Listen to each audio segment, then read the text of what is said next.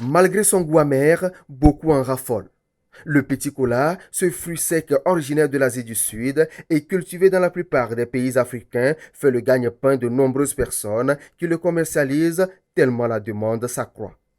Fridaus, revendeuse d'épices et de cola au marché d'Adaulato pendant plus de 10 ans déjà, se plaît dans le métier. J'ai commencé à vendre le petit cola dans les années 2010 et ça a pris de l'ampleur dans les années 2017 via le réseau WhatsApp qui a dévoilé les vertus du petit cola. Nos clients actuellement, c'est les Nigériens, les Djerma, comme on appelle les Djerma, c'est eux qui sont les premiers clients. Il y a les petits Djerma qui viennent s'approvisionner, ils achètent. La consommation de ce fruit est devenue une habitude, un ami de tous les jours pour ceux qui l'aiment. Sans doute à cause des nombreuses vertus qu'on lui prête. Je consomme bien le petit cola parce que généralement quand je prends ça, premièrement, au niveau de l'estomac, je me sens bien libre et je ne dégage pas de mauvaise haleine au niveau de la bouche et également au niveau des aisselles.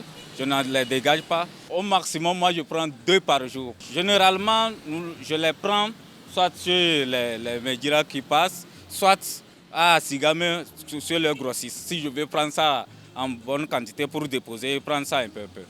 Je consomme la petit cola, ça guérit moi, mais la plaie, ça renforce mes capacités sexuelles.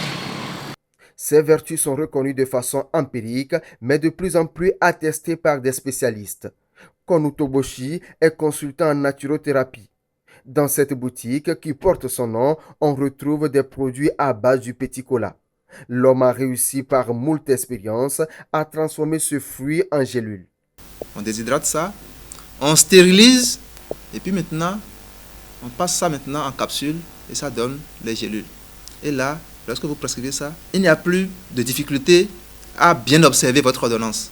Les gens l'avalent seulement au milieu de leur repas et puis ça se mélange à l'alimentation et l'effet est encore très bien ressenti. Nos dames qui ont beaucoup les problèmes d'inflammation au niveau de la sphère génitale, que ce soit au niveau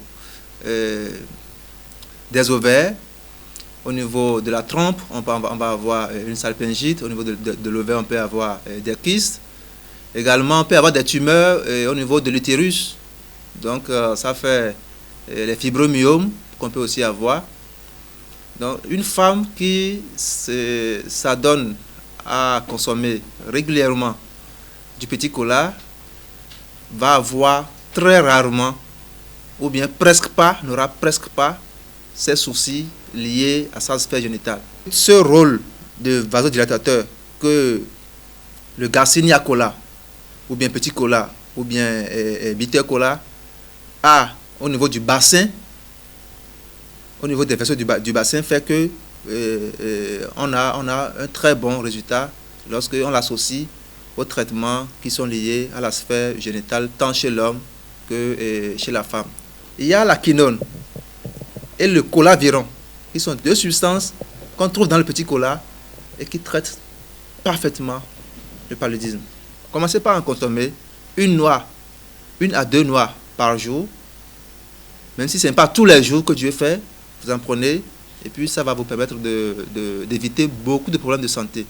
Le petit cola, au même titre que les produits naturels et pharmaceutiques, se doit d'être consommé avec modération pour éviter de nuire à la santé. Il reste des conseils aux femmes enceintes.